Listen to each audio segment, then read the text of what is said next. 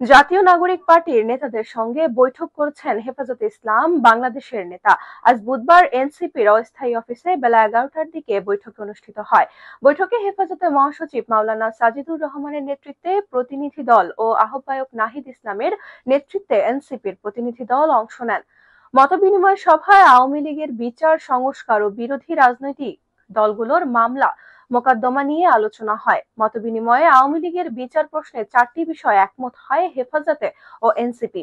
সেগুলো হলো, গণহত্যার দায়ে দল হিসেবে আওয়ামী লীগের বিচার করতে হবে, বিচার না হওয়া পর্যন্ত আওয়ামী লীগের নিবন্ধন বাতিল এবং রাজনৈতিক ও সাংগঠনিক কার্যক্রম স্থগিত রাখতে হবে, নির্বাচনের আগেই আওয়ামী লীগের বিচারের পদক্ষেপ দৃশ্যমান করতে হবে, আওয়ামী লীগকে সন্ত্রাসী সংগঠন হিসেবে ঘোষণা করা। এছাড়া মতবিনিময়ে সমসাময়িক রাজনৈতিক ও চলমান সংস্কার বিষয়ে আলোচনা হয়।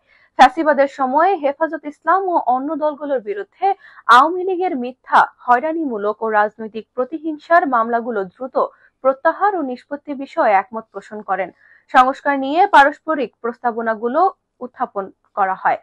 বৈঠকে আরো উপস্থিত ছিলেন হেফাজত ইসলামের জ্যেষ্ঠ যুগ্ম মহাসচিব মাওলানা জুনায়েদ আল হাবিব, যুগ্ম মহাসচিব মাওলানা মামুনুল হক, মাওলানা আজিজুল হক ইসলামাবাদী, নায়েবে আমির আহমেদ আব্দুল কাদের, মাওলানা আহমেদ আলী কাশেমি ও মাওলানা মুহিউদ্দিন। এনসিপির পক্ষে অংশ নেন দলের সদস্য সচিব আখতার হোসেন, মুখ্য সাংগঠনিক হাসনাত আব্দুল্লাহ ও সার্জিস আলম, জ্যেষ্ঠ যুগ্ম আহ্বায়ক আরিফুল ইসলাম আদিব, যুগ্ম আহ্বায়ক আশরাফ উদ্দিন মাহাদি, সংগঠক মোহাম্মদ সানাউল্লাহ ও রফিকুল ইসলাম আইনি।